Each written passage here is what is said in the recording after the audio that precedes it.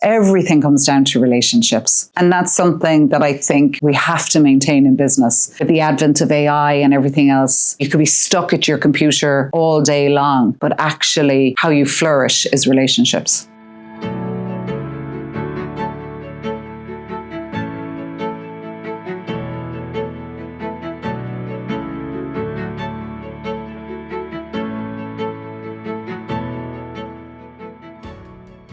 It was the basics, really. I mean, I set it up, and then I remember distinctly sitting in a makeshift office and looking at the phone going, how do you get that to ring? How do you create sales? How do you get clients? I've never really thought about that.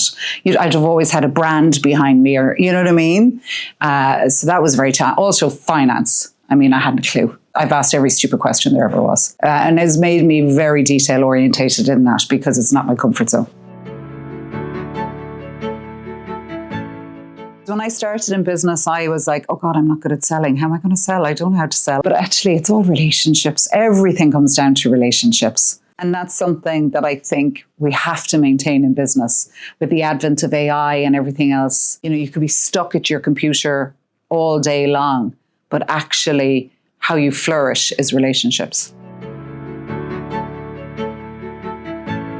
I really see it as a productivity tool, to be honest. Yeah, it'll never replace critical thinking and your own brain. And I don't know, we hear all the scary stories, but I'm old enough to remember fax machines for press releases, cutting out captions and sticking them back, actual hard physical photos, and sticking them in envelopes and calling a courier, and maybe in a week's time we'd get coverage. I came from that era. And in that time, I have gone through email, I've gone through the internet, email, social media, and the whole digitization of the world. And we're all still here. It will take out a lot of the boring stuff nobody wants to do. I don't think either. I am a leader now, but I didn't choose it. No, I definitely didn't go into this going, I'm going to be this kind of leader. I have no idea. I think it's just evolved over time.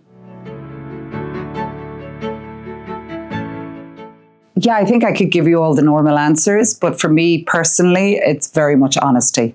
People expect honesty and transparency, and if you're going to have long-term relationships, you'll be shown up if you're not. Sometimes it's really important to actually be honest in a way that is difficult. I think anyone who works with me would see that I'm incredibly honest, and you know exactly where we're at on a situation. I don't try and disguise things, and I like that in people too. I like that transparency. So that's really important to me. And also empathy is huge. And I will show to people in work if I'm having a hard day, not in a, I'm having a hard day, in a kind of, this is hard, isn't it? And I don't see a problem as a leader showing that because, nobody's a robot.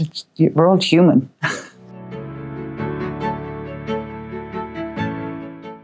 I mean, it's a bit rote because everyone says it, but it is listening. And when I say listening, I mean active listening to those around you and hearing the things you don't want to hear as well. And the one, obviously, hire those better, smarter, faster than you. And don't be afraid of that and give them the freedom to be that person. That's really important.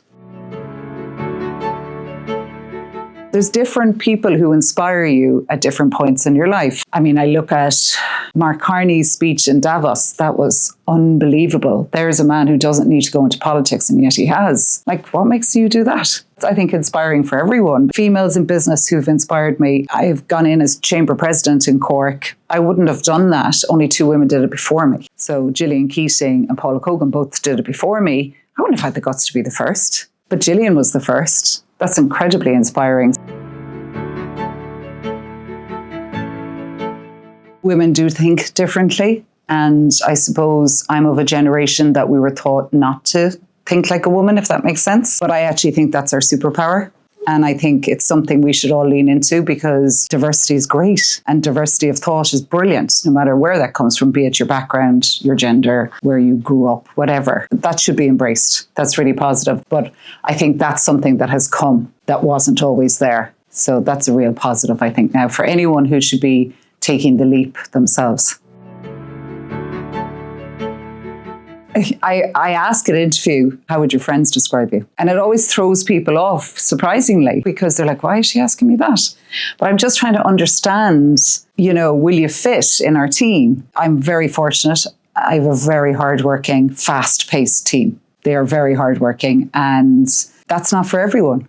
I suppose I don't want anyone to feel out of their depth. Yeah, I just want to make sure that the audition is a good one. So I try to understand the person behind the job interview, if that makes sense. I'd like to continue to grow. I'm not looking to have a huge team. That's not my ambition at all.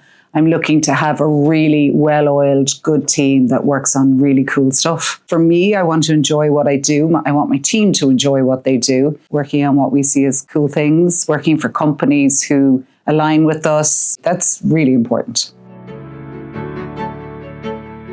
It was really from the team pushed it, and it was brought to me. A lot of our values were already there. We were doing a lot of it already. We weren't reporting on it properly, which was great fun on that journey, but it wasn't a leap, I suppose the fear factor was a small business and the amount of work it takes. But it is worth it, and you learn an awful lot, and you actually embed things in your business properly that were kind of there already, but not fully. We've had a bursary in the Life Centre in Cork for a female student to help her get into third level education. This is our 4th year doing it. And a guy in work went for the first time and experienced it. And he came into me today and he was like, that was unbelievable. It was so lovely to see, and the great stories I heard, and just the small little thing we're doing was making such a difference. And everyone talks about positive impact, but it's like, it is about, you want to feel like a good person, a good citizen, a good company.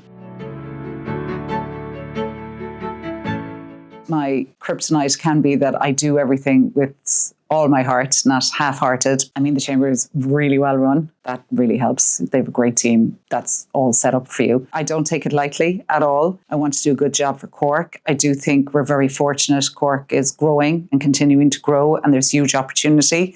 And I would love us to seize that opportunity whilst maintaining the fabric of Cork. Check my email. Whether to hire someone. How people feel. Truly sustainable. I don't know what I'm doing. Compassion.